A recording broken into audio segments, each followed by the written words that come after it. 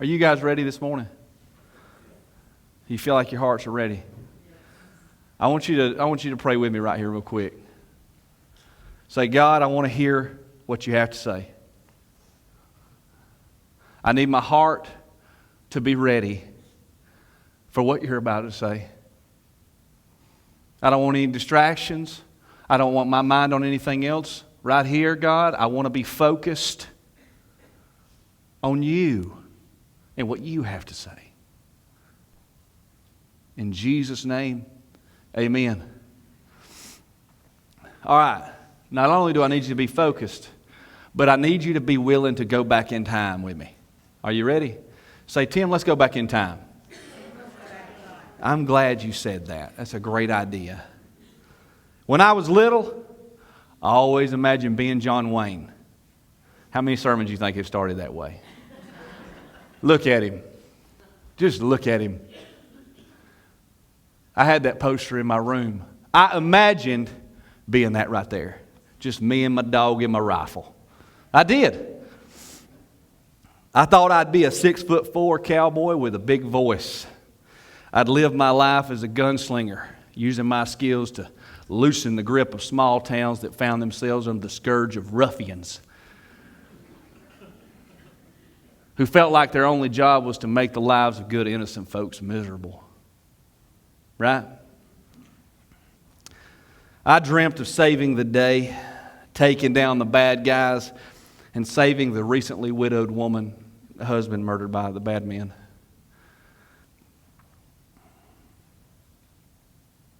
I dreamed of riding off into the sunset with a little piece of her heart, free to do it all over again in another town, another place, for another widow. Y'all don't think none of that's funny? I thought all that stuff was funny. It wasn't just an imagination to me, guys. It wasn't. When I was a little kid, it was an infatuation. I thought that I was going to be John Wayne. I truly believe that's the kind of life I would lead. John Wayne made 152 movies. I had 100 of them. Right, Mom? I had John Wayne posters. I had John Wayne figurines. I had John Wayne pillows. I even had the John Wayne replica cap gun and the John Wayne lever-action rifle with the big loop that had lever. He had a signature lever-action rifle, and I could twirl both, and I could outdraw most comers. I practiced, Scott, a lot. It was scary. I imagined I would live my life by a code, be a man of principle. I won't be wronged. I won't be insulted. I won't be laid a hand on. I don't do these things to other people, and I require the same from them. That's a John Wayne quote, ain't it? I thought that's how I was going to live. I dreamed of being a man important like him. I did. I wanted to be a man who made a difference in the world around him. If I'm being honest, I wanted to be a man that others stood in awe of the way I stood in awe of John. So I got to know, did you ever envision something similar?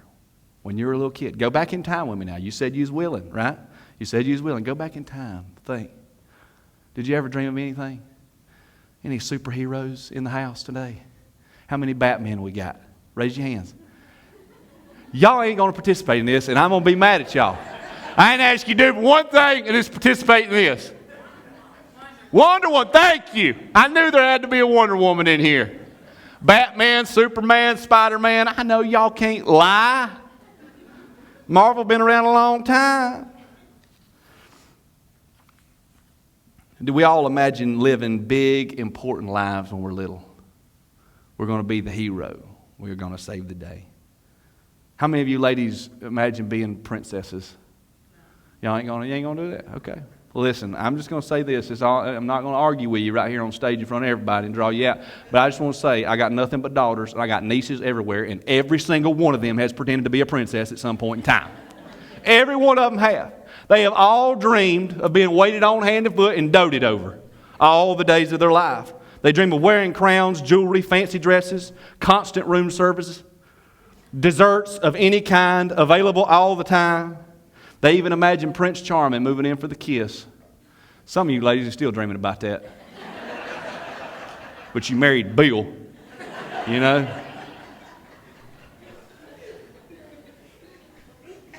sorry if your name's Bill. You didn't have no white horse, I know. Even, listen, watching my girls, I am reminded that when we are little, we think the world revolves around us, don't we? We are the sun, right? Y'all try to act like y'all kids ain't brats like mine. Let me tell you. You just think the world revolves around you. Your world is this big, you know. We believe that the world is waiting on us to make our move. We dream as though the possibilities are endless. We feel as though we are going to make a big splash in this world, right? We just know that we're going to lead big, important, meaningful lives, and everybody is just going to love us.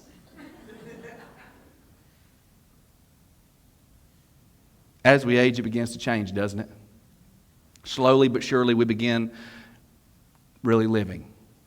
We begin trying things, developing our interest and pursuing some things. But I got to be honest, even on into our young teenage and into your teenage years, standing out, being important, being a person of importance, it still feels attainable. But we recognize that it's going to take a little bit more effort, right? It's just like, it's going to take a little effort. I'm going to have to do something. Our focus shifts from imaginary characters to real people. For some of us, as we grow older, we begin idolizing athletes or celebrities, right? And we think maybe that's the route we should go. Maybe it's in athletics, or maybe it's in acting, or maybe it's in singing. How many of you just knew at some point it's the NBA is going to be calling me? Right, Jake Black? Where's he at? 5'3". Sorry, he's going to be mad at me if I'm sure that's wrong. He's probably like 5'4". Some of you thought professional baseball player, football player, gymnast, dancer. Perhaps you thought you were the next Leonardo DiCaprio or Kate Winslet. I mean, what they got that you ain't, Some other actor or actress. How many of you thought, maybe I should sing? Maybe I should be a singer, write my own songs. Y'all are not participating in this. I can tell. Y'all are like, maybe this isn't me. We recognize that real people had pursued these notable careers and they had been successful. And we believed that with a little work and perhaps a little luck, we can make it big. Right, Scott? I'll tell y'all this about me. After idolizing John Wayne, I stuck with the cowboy theme. And I fell in love with the rodeo. And y'all may not know this about me. This is probably something I've never shared in a sermon. But I fell in love with the rodeo. And I just thought, this is it for me. I remember as a kid thinking in the back of my mind, this is how I stand out. This is where I'm going to leave my mark. This is where I'm going to make it big, right here in the rodeo. And I looked up to cowboys y'all may know, like Tuff Hedeman, Lane Frost, and Ty Murray, and the whole deal. I loved all these cool cowboys. And I thought, this is how I'm going to do it. So I talked to my mom about it, and she said, well, I think you should just ease into this rodeo thing, honey.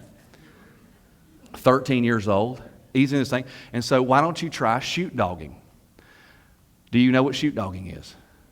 Okay. For those of you that don't, let me enlighten you. Okay.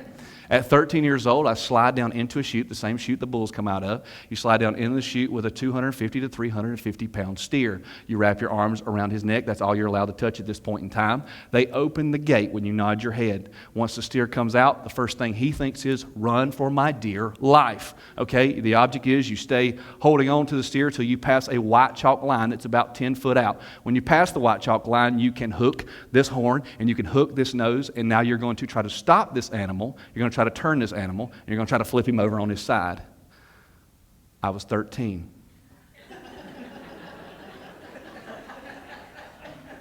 I weighed 87 pounds. It didn't take me long to realize that perhaps there wasn't a future in rodeo for me at that point. The truth is, for most of us, our teenage dreams, at some point, reality settles in for all of us, and the numbers kind of start to add up, right? Eventually, you start to see the odds, and you realize that they're mostly stacked against you to make it in any one of those types of careers and to be that kind of person. So we begin looking in a different direction. And we go, okay. Can't do that. I'm not. But what about right here? What about right here in my world? What about right here in my hometown, in my neck of the woods, right? What can I do here to leave my mark? Around our 20s, or maybe late teens, early 20s, we begin thinking in different directions, and we go, okay, here's what, we start thinking about adventures and experiences. Perhaps some of us did that. We began thinking, oh, this is what I'm going to do. I'm going to see the world. I'm going to go do this. I'm going to go try that. I want to go see what that's like over there. We began thinking about adventures. Some of us began thinking about our education. And we go, okay, I know you got to go to college, and if you want to have a great job, some of us believe that, and so you start thinking about, okay, well, what am I going to go to school? What am I going to do? What am I going to study? Some of us begin thinking about our careers and what we're going to do, growing in our careers. As we continue to age through our 20s into our 30s, maybe we start thinking about owning our own businesses, working our way up in the company, maybe being the boss one day, right?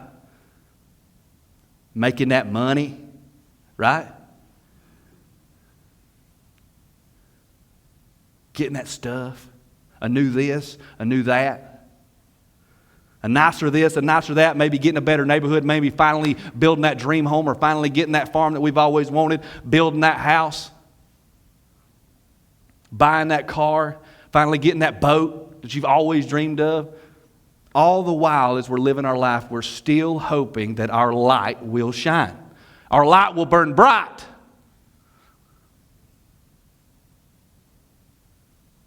Not just in our everyday life, but we begin to find hobbies, right? Other things we can pour our time into. And I'm just going to be honest with you. We find hobbies, then we find more hobbies, and then we find some teams that we can be associated with, and some clubs that we can join, and some other things that we can get involved in. All the while, though, we're still hoping maybe we'll be the one that catches the most fish, or maybe we'll be the one that catches the biggest fish, or maybe we'll be the one that kills the biggest deer, or we sell some cool item on Etsy, or maybe we have decorated our home with new things and it looks super cool. Y'all getting tense, I can tell. Y'all can tell. We share the coolest moments with the world, right? We share our coolest moments with the world on Instagram, Snap, the Talk, and for you more mature people, Facebook.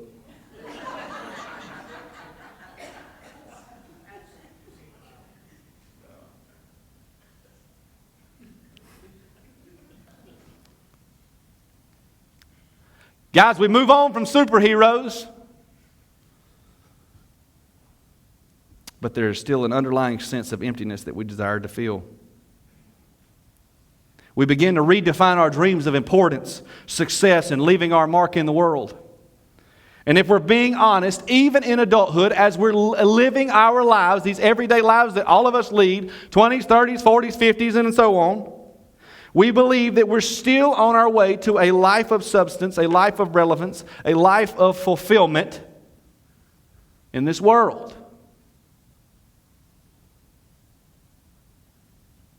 Can I talk real with you?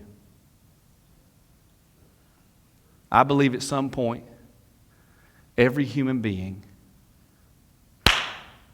has a realization. On this journey, I believe every one of us have a realization, and if you haven't had it yet, I'm about to clue you in.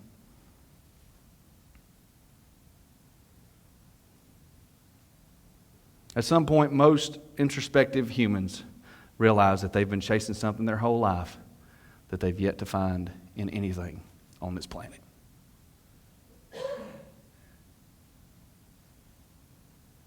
Significance.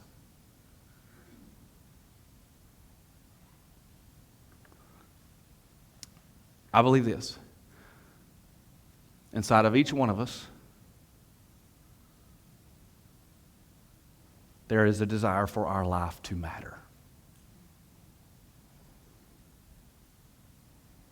And we're born with it. It is an innate thing. We want our life to matter. We want our existence to mean something. But every single one of us at some point will have a realization that we are 1 in 7 billion. And the world reminds us of that. I've preached the messages, you are unique and you are special and God loves you. I've preached those messages. Okay? It's important that you know that. He does love you. And you are unique. And so are 7 billion others. I think everyone eventually hits a place where you look back and you recognize that so much of what you have pursued hasn't gotten you one step closer to feeling significant. We look back and we realize that John Wayne wasn't even John Wayne. Are you hearing me? John Wayne wasn't even John Wayne. That feels sacrilegious to say. I had in my notes right here, Mom was going to throw something at her TV. You hear me say that. But since you're here, don't throw nothing at me. He was an actor. He never saved some town from villainous cowboys. He wore makeup and a hairpiece.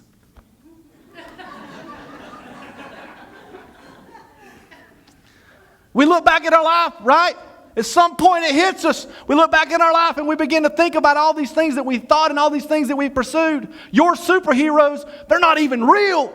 Wonder Woman, they wore their underwear on the outside of their tights. That's ridiculous. When we look back at the things we chase, we realize how fruitless they were. I never stood a chance of being a rodeo star because I looked like this. Look at how big that steer is. Look how unimpressed with me he is. He's like, I don't know what you're doing. This kid keeps hugging me.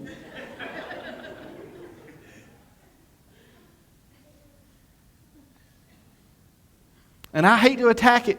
I hate to, but I'm going to say this.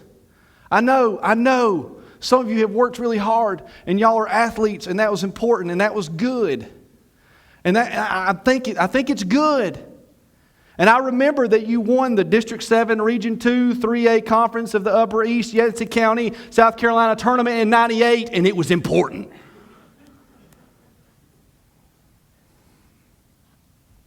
And you were a champion then. But doesn't it kind of feel fleeting now?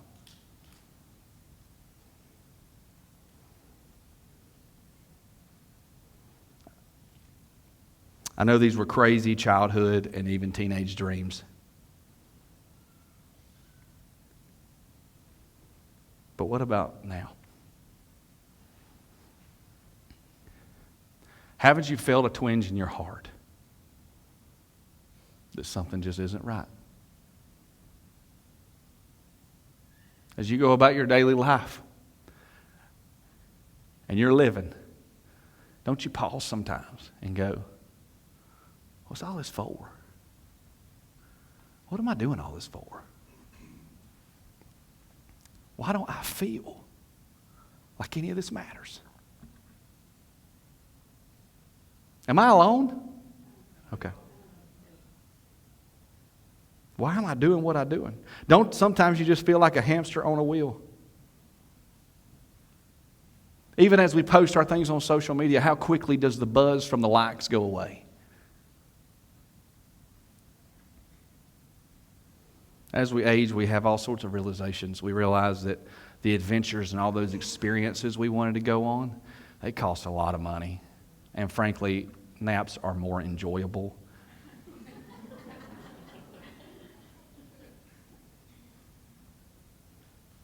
We realize the money comes and it goes. The money comes and the money goes, and mostly it goes. And there's never enough. Somebody really appreciated that. The more stuff we got, the more stuff it breaks. The more responsibility we have. We realize even though we've worked our way to the top, or we finally started this business, or whatever it is that we've pursued, we realize we still work for somebody, and like half of them are jerks. Okay, be careful. Okay, let's just be careful.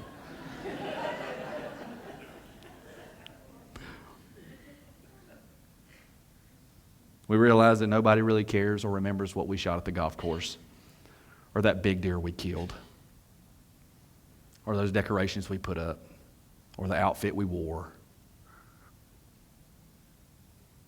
Can I tell you something?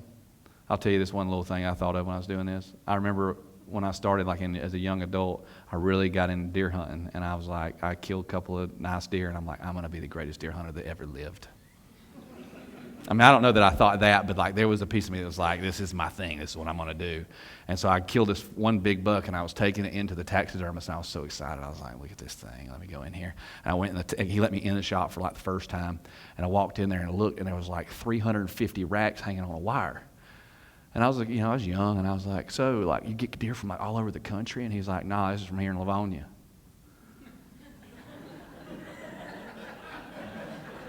And I was like, so like all these deer like killed around here? He's like, yeah, I would say 98% of them are. I was like, okay, everybody kills big deer. Nobody cares.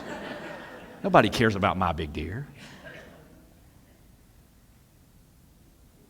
Mostly we figure out that a like on anything means nothing.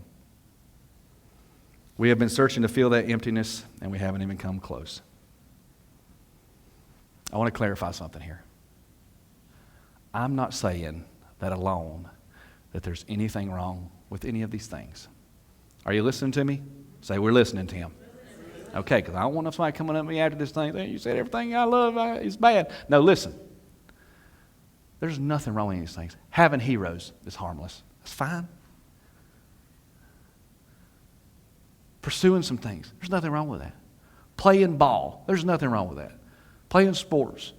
Any of those things. There's nothing wrong. I'm proud of you guys that go to work and work hard every day. There's something to be said for that, okay? So don't go quit your job and say, preacher told me to. You work hard, and that's great. You get promoted, make money. That's fine, make money. I like having nice stuff too. There's nothing wrong with that. There's nothing wrong with having hobbies. I'm not saying that you can't do all of those things and still love God. Of course you can. What I believe God has been sharing with me for months is that there are still, though, a lot of people who believe they will find significance in the pursuit of this world. We think and we live and we act as though all of this stuff matters and it makes us matter. If only we did this, or we got that, or we went here, or we went there, or we earned this, somehow we'll be complete. It would make it all matter. It would make it all mean something. We'll feel fulfilled. Can I tell you something? You absolutely will not. You will not find significance on that road. It's a cul-de-sac.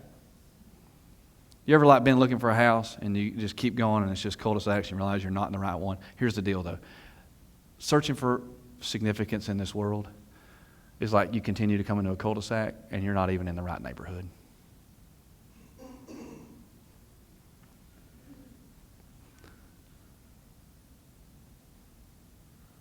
I was reminded of something this week. And it hit me hard, and I just started thinking down this road, and I wondered about sharing it. I even talked to Brittany last night about sharing it with you, but I just have to. You know, when all is said and done, I'm going to say it, I'm sorry. When all is said and done, that workplace, when you're gone, they'll mourn you a day or two, maybe a week if you're like real nice. And then they'll fill your position. They'll fill it. That house that you work so hard on and you're so proud of, some years from now, somebody's going to come in and gut it because what you did was ridiculous. Are you hearing me? That money that you're saving up and you're working so hard for, somebody is going to blow it. Somebody's going to. Your car, I don't care how much you wax it, it will one day be a junker. Records you made will be broken. Trophies thrown in the trash. I got like 12 deer heads. My girls are going to burn them. I'm sure that's what's going to happen. Let me ask you a question. Do you want your life to be of great worth? Answer me, because I got to have answers. Okay. Do you want it to matter? Do you want to live your life feeling like it matters? Do you want it to mean something? You want to leave a mark on this world. You want to feel fulfilled. I can show you how to do that. I can show you how to live a life of significance.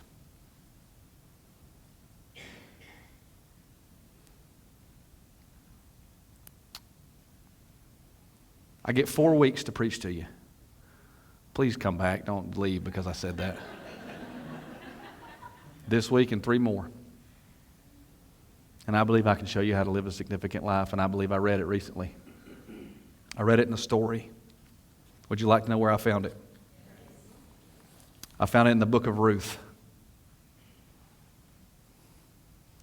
Story of a woman. Some of you may know who Ruth is, some of you may not. You're probably going like, Ruth, man, well, who's that? Is she like an Israelite warrior princess or something? Kind of like Xena, because that was who I imagined being when I was a kid.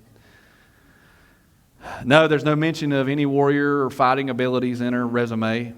No sword, no sling. As a matter of fact, she wasn't even an Israelite. So it's kind of crazy that she's in the Bible. She was a Moabite woman. Plainly, in the beginning of her story, she's pagan. Her people, in so many ways, are enemies of God's people. You say, well, Tim, was she a leader? Was she a successful person? You know? Did she lead people out of bondage? Did she shout a warning from God to an evil king and challenge him to a mountaintop pray-off? Did she change the course of the Israelites and draw them back to God in some way or somehow? No, she didn't do any of that. Not one of those things. Nothing like that. You say, well, Tim, so was she a queen? I mean, surely she was like a queen or something. No crown, no power, no authority. She was about as lowly as she could be.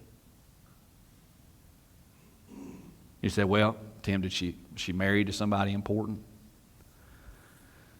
Actually, she was married to a man whose name either meant sickly or weakling. He wasn't important at all that I can tell. As a matter of fact, he was dead by verse 5 of her story. So what then? What did she do, Tim?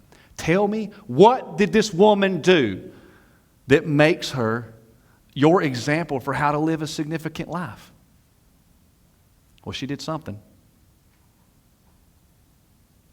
She really did something. People have known her name for thousands and thousands of years.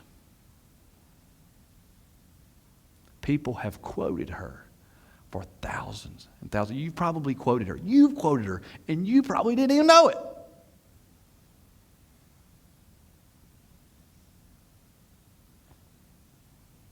She's one of 2 women to have a book of the Bible named after her. Would you like to know what she did? We can't start that till next week. But here's what I want to do with the rest of this time. I want everybody to close your eyes.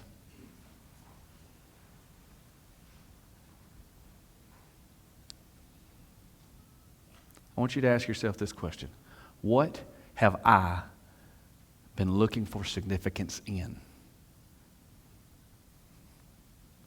God, I want you to have a personal moment right here with God.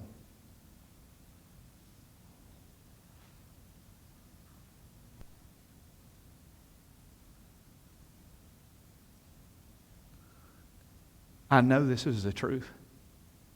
Each one of us has been looking for significance in something. And I bet we've been looking for significance in some things that we're never going to find it in. So right now there in the quiet of your heart, I want you to ask God, God, what is it for me? Is it my job? Is it my place? Is it my hobbies?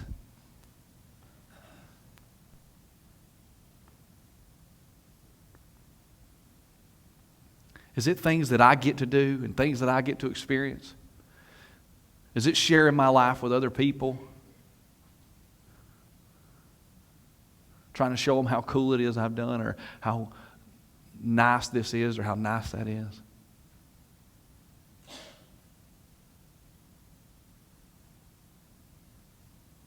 Guys, we will never find significance in the things of this world. But in order to move on, in order to try to find this, we've got to let go of a bunch of other things. And we've got to realize that we're not going to find it in those things. So if you're willing to do this right here, if you're watching online, I want you to do it too. I want you to pray and I want you to say, God, I want to let go of this stuff. I'm thankful for it. There are blessings in my life. There are things that I get to do. But God, I don't want my life to be about them. I don't want my life to be based upon them. I don't want to find my value in these things. I don't want to search for fulfillment in these things. I want to find fulfillment and meaning and importance in whatever it is that you want me to have, whatever it is you want me to be doing. And God, I just pray over the next few weeks that you will reveal this to me, because what I would love is I would love to come to a life, living a life where I feel complete. I feel significant. Where I matter. Father, that's my prayer. I pray that you lead us down this road. I pray, God, that you teach through me. You show me everything that you want them to know, God, and you bring them back here in order to hear it and use it. Father, I thank you for every single person that's here. I thank you for all that you've done and all that you're doing in this church. And I pray that you continue to use us and you continue to make us into the people you want us to be, and that we can be used as instruments for you. In Jesus' name, everybody says, amen.